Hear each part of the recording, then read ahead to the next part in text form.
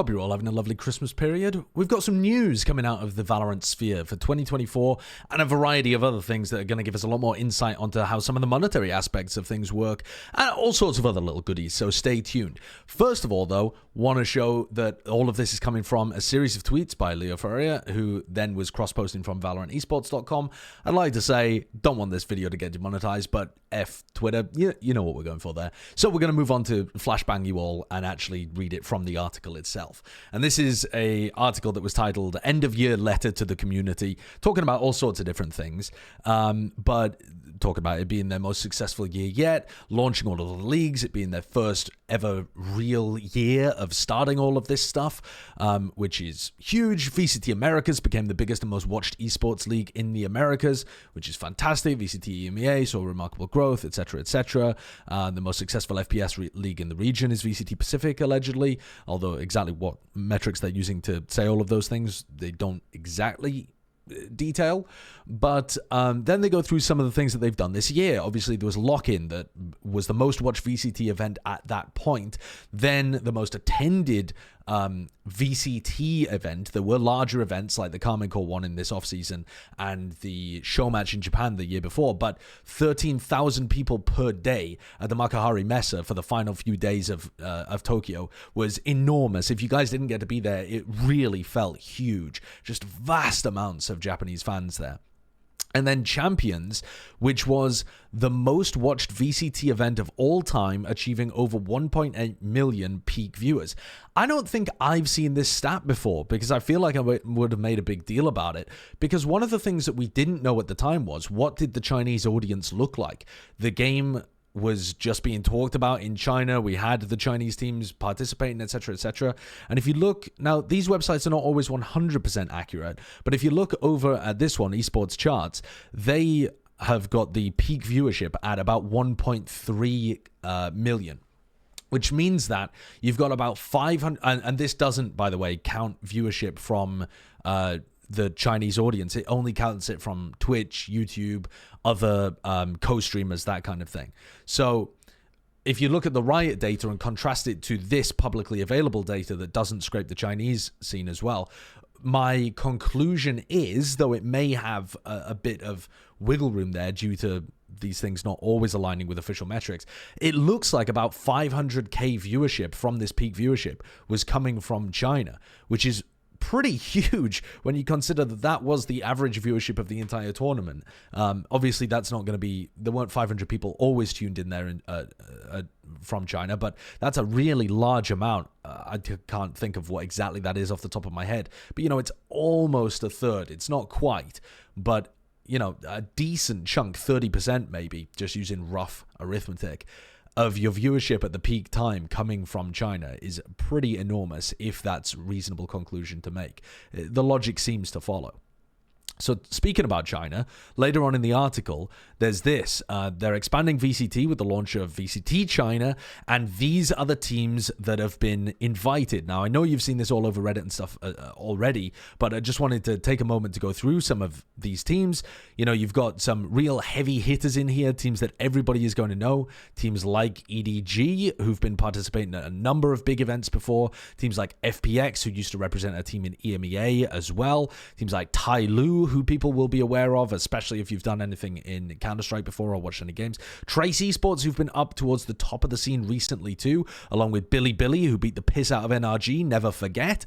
And then some other teams that maybe you're not as familiar with, and certainly I'm not as familiar with as well, some of which were competing at a fairly decent level and some of which weren't. One of which particularly stands out as an interesting one, the Wolverhampton Wolves, who, if you're from the UK, that is just a football team that has ownership ties to China. If you look on their Wikipedia page, again, flashbanging you all, you can see that I think it was 2016. Yeah, in 2016, they sold for about 45 million to a Chinese conglomerate group known as Fosun International, and they've been under that ownership group since. So participate in a few different esports scenes, but none that I've been involved with. So that's an interesting one. And that means that for Ascension, I had previously reported that there were going to be 10 teams, and it was going to have the same format as Pacific Ascension was. But that's no longer the case. 2 of the teams have dropped out, or maybe a number of the teams have dropped out. Anyway, they've only been able to get 8 teams who are willing to participate in Ascension. That doesn't seem like a very good sign overall for the Chinese scene. But the teams that ended up dropping out, which we'll go to first, I think, because that's a little more relevant.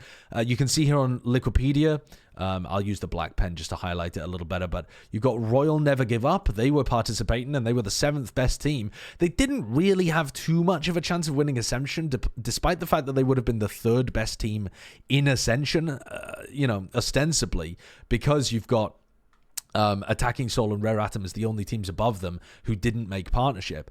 But they've decided to give up the ghost, along with Top Esports, who did fairly well, actually, and then Team Weibo and LGD as notable names who are not participating in Ascension. And that's interesting to me. Maybe they were annoyed that they got declined from the partnership system and thought that they were going to be locks. I'm purely speculating here. Maybe they just thought that they didn't have a chance of winning it with their current roster and they wanted to wait a year to participate properly. I don't exactly know what the case may be. Maybe they were putting all of their eggs into the basket of, we are going to make it into partnerships, and if we don't consider this to be a good investment. It's very difficult to tell without more insight on the situation. But if we look, I'll just go back one step here and take a look at the teams that are involved in Ascension and talk about who the heavy hitters are. Rare Atom, in my opinion, by far and away the favorites to take this. They've been kind of crushing the scene recently. The only team that they haven't been able to defeat with regularity is EDG, and they've actually been able to beat EDG as well. It's just that they lost them 3-0 in the finals.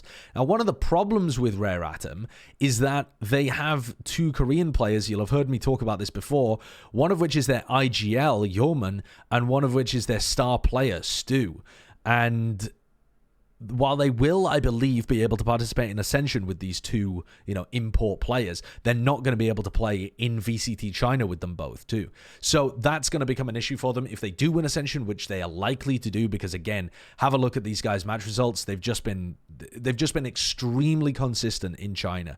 The only teams that they've lost to are the teams at the absolute top. EDG, having beat them already, and then EDG again twice. They lost to Attacking Soul, but have beaten them very recently and been generally a better team than them. They've lost to FPX, but again, same situation applies. They've generally been a better team than FPX when they've matched up against them.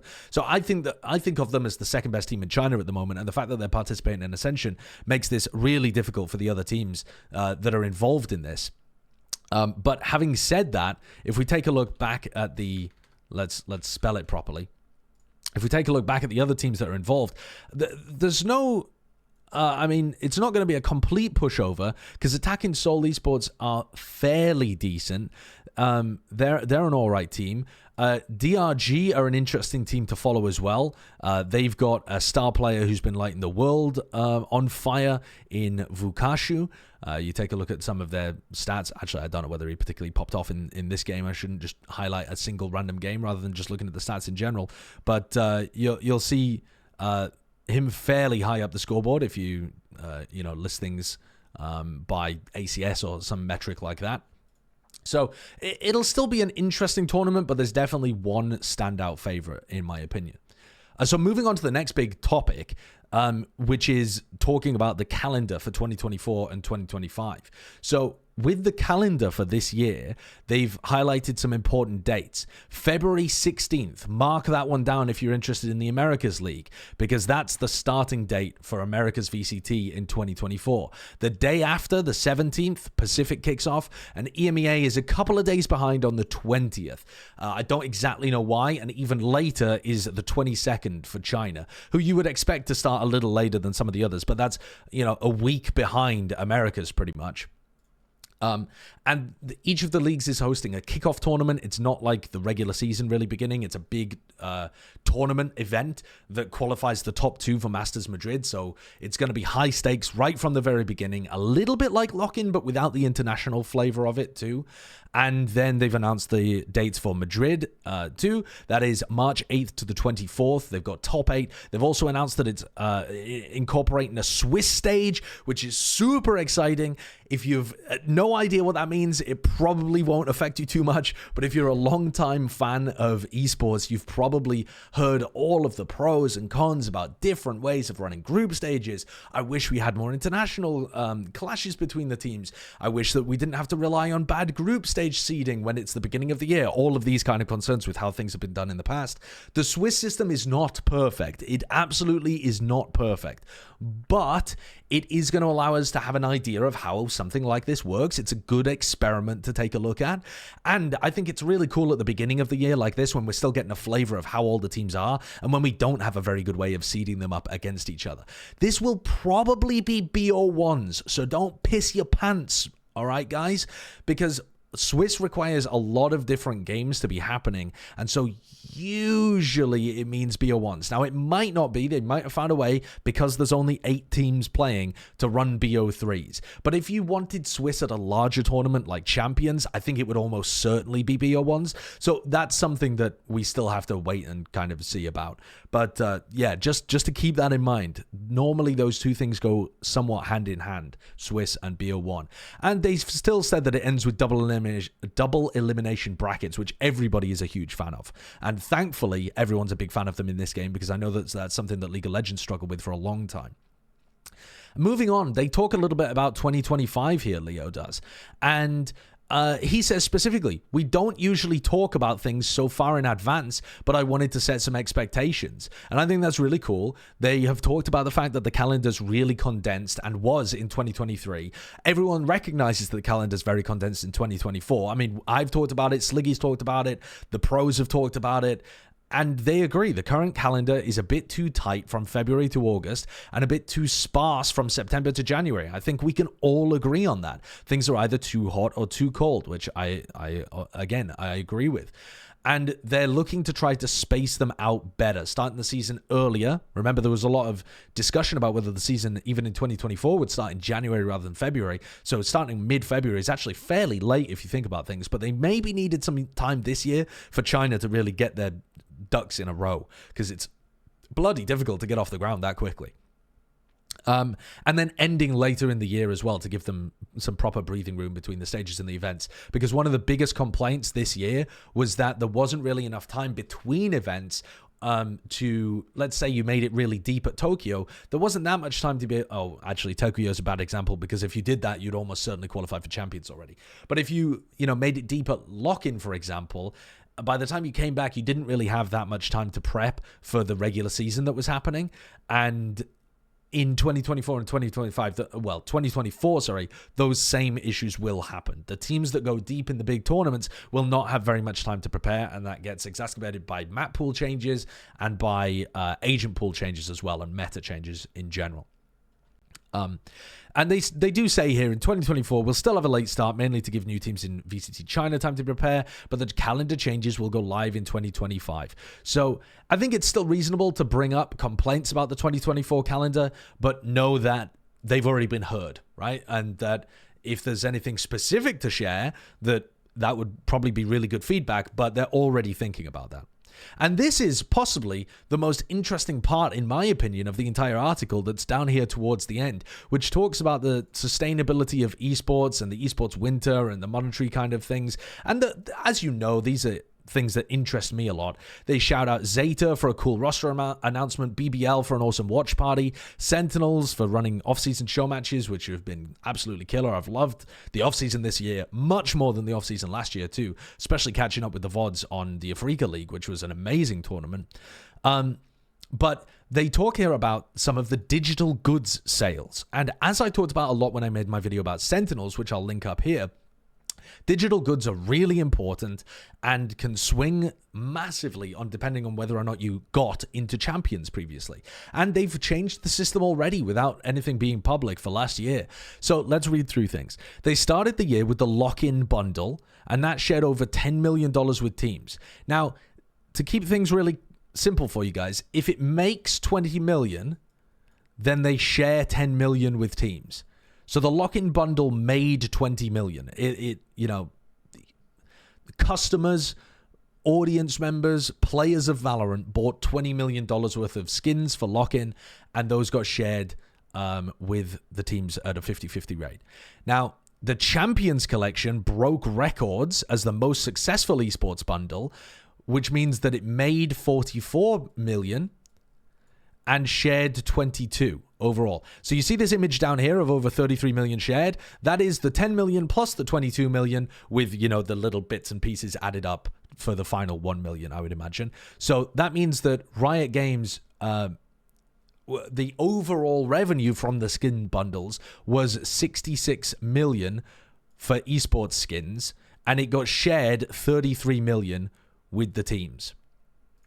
Which is pretty huge. I mean, that is a fantastically successful project, and only something that's planning to get ramped up, because digital items are going to now be available for each and every team. And if you have a specific team affiliation, then I would imagine a lot of people are going to want to buy those skins.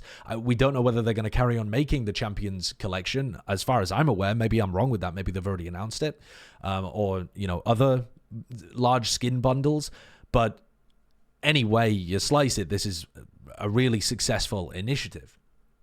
So over $33 million was shared from digital items with the teams in 2023, which is more than 2021 and 2022 combined, which is pretty huge. And also, here's another little thing that's hidden in here. Every partner team received 1 share from the Champions Collection, even if they didn't make it to Champions. The teams that did make it to Champions received the 2nd share.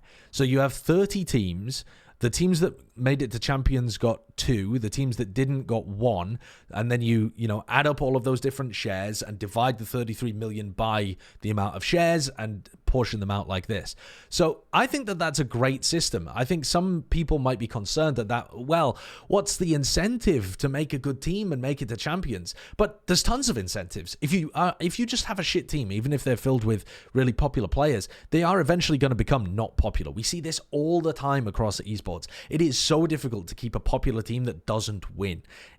People enjoy teams that win. It is really difficult to have a team like Sentinels previously was, where they lose and yet people still root for them really heavily. That's actually quite difficult. You normally need at least some level of success in your past, which Sentinels had by winning Masters Reykjavik, the first ever international LAN, in order to skyrocket that, and then you can maintain it for a while still losing, but eventually it will dribble off, as you've seen with some of the players who are no longer as popular as they used to be, even though the organization still is.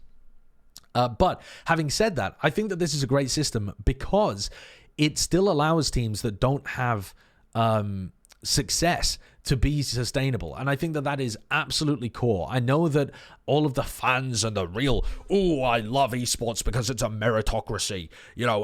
Absolutely anybody can do well in esports. You just need to try hard enough. Pull yourself up by your bootstraps, young woman. You've not been discriminated against. You simply aren't trying hard enough. I feel like this idea of esports being a pure meritocracy, it's incredibly flawed in so many different ways, but also it lends people to believe that if you aren't having too much success, you shouldn't be helped because they want to reward teams for investing really heavily. But you need these kind of payments. Even traditional sports, if you look at the Premier League, has parachute payments where the top teams send payments down to the bottom teams in other leagues in like tier 2, tier 3 kind of levels in order to sustain them, because you need that constant. You can't run a league where everybody wins. There need to be losers in order for there to be winners. And if you accept that as a fact, that you're not just going to have every team having a perfect 5-5 record every year, if you're going to have some teams that are successful and some teams that are bad, as you would expect, then the bad teams also need to be able to be making some level of money so that they don't go bankrupt and you have to keep cycling in teams at the bottom level all the time. So I think it's a good system overall to have something set up like this. I wasn't aware that that was the system for 2023, but I think it's a good system. And as they've talked about, there are going to be these team bundles for next year, which are going to be fantastic. But here they go into even more detail, which, again, I love this level of transparency and granularity. They say from the 33 million in digital items that got shared with teams, the teams distributed about $12 million to players and coaches, so 35%. So I'm just going to kind of jot down some notes here, right? So you have well, actually, I'll keep reading and then we'll jot some down. But 35% of all the digital items being sold that's pretty good on average, to be honest with you, especially when prize money is really the thing that players tend to care about having in their contract more, because that's more based on performance. The players actually won that for the organization, right? So there, $4.5 million in prize pools. Over 3 million of it was distributed to players and coaches, which is about 70% on average. So yeah, the stuff that's been, the stuff that is more aligned with the meritocracy component, that the players actually got you that prize money, gets shared at a much higher percentage in general in these contracts, and about half as much from the digital goods, which is more to do with, maybe it's to do with players being super popular, but some of it's to do with the organization being super popular, not as much the players. It might be holdover players from the past, or a legacy that they've done, or previous tournaments that they were in, or something like that. And so I do just want to jot down some stuff in the margins here, right? Because you can see that there was $66 million overall of digital goods revenue. Of that, $33 million went straight to Riot. Yeah, it doesn't even touch the sides. It just goes straight to Riot. Then you have $18 million going to the teams, and that is the money that was given to the teams that then didn't get shared to the players. So you have 33 million going to the teams, and you have 15 million getting shared to the players. So we'll write P and C for players and coaches, and 18 million that the teams keep.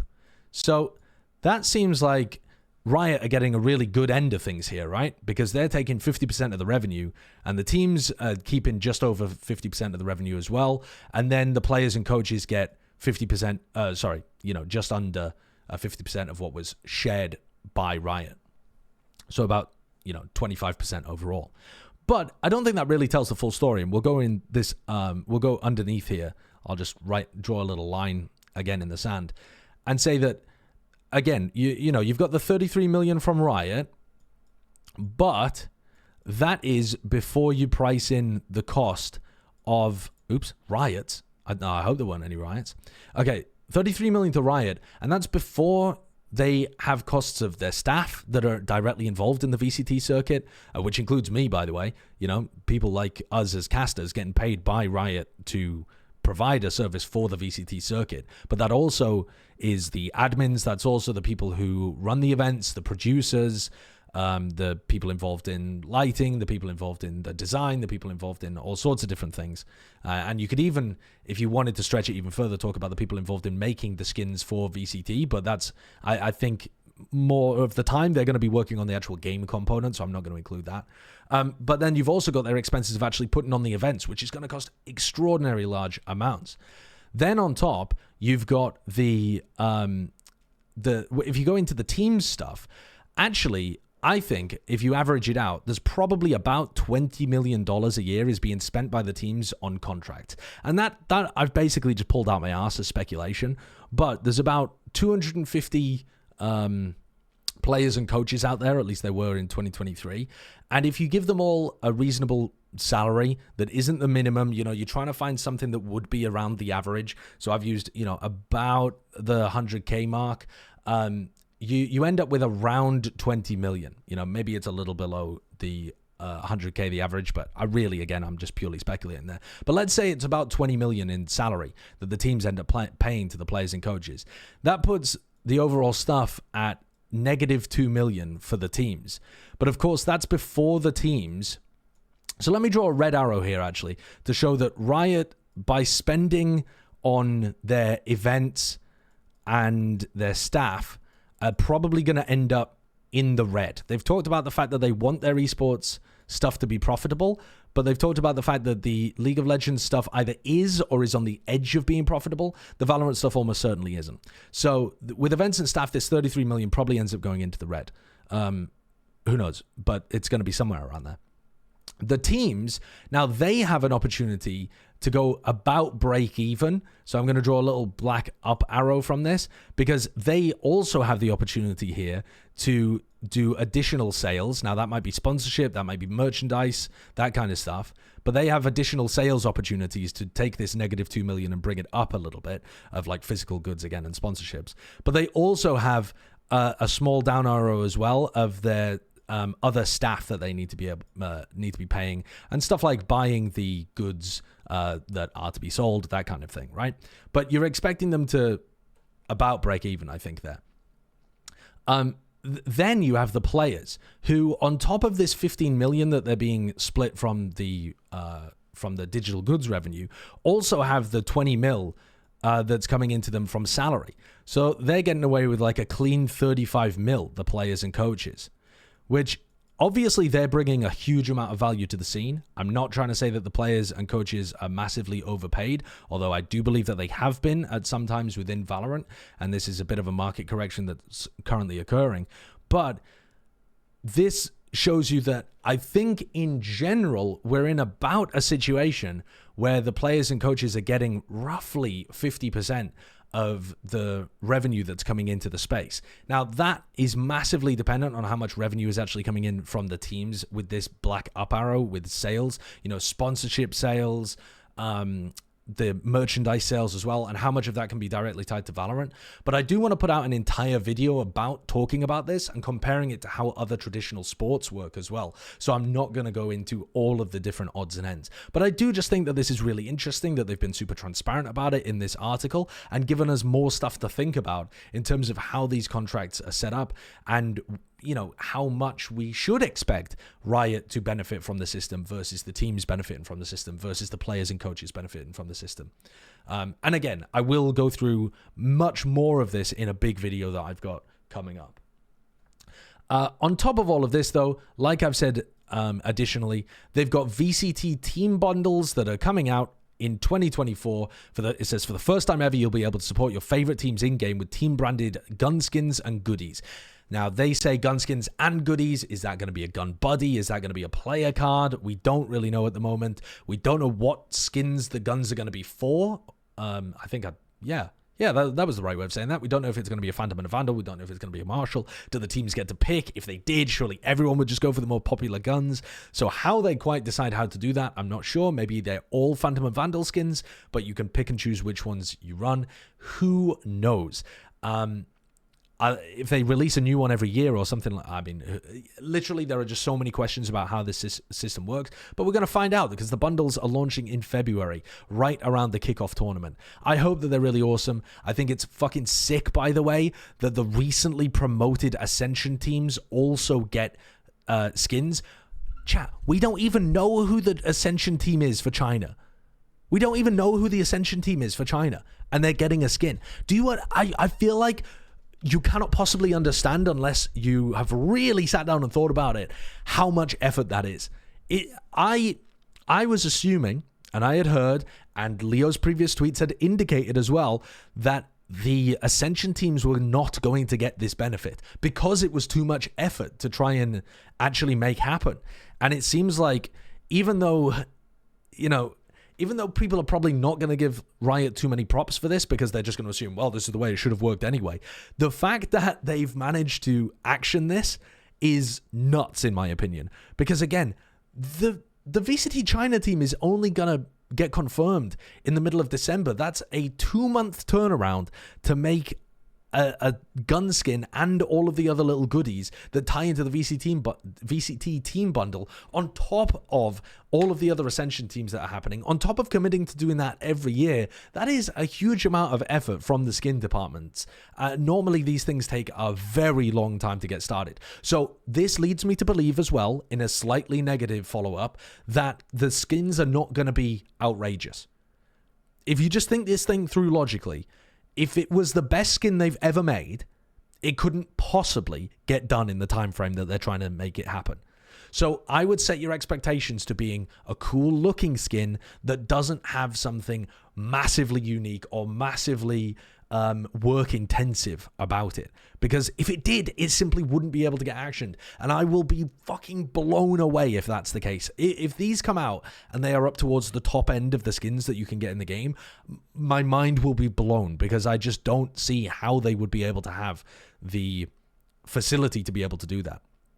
But yeah, I really like that they end this with this line. The idea of giving the skins to the Ascension teams upholds the philosophy of Ascension and provides all teams with the exact same benefits. That's sick. That is not what has been previously communicated, but that is a fantastic turnaround. And as much as I criticize Riot for getting shit wrong, I am happy to be quite as loud when they fix the small issues that they have with what's happening. And I think that this is an amazing turnaround. On top of that, they've just said, thank you for making the community amazing. Hope you enjoy the end of the year. Spend time with your loved ones and get ready for an exciting 2024.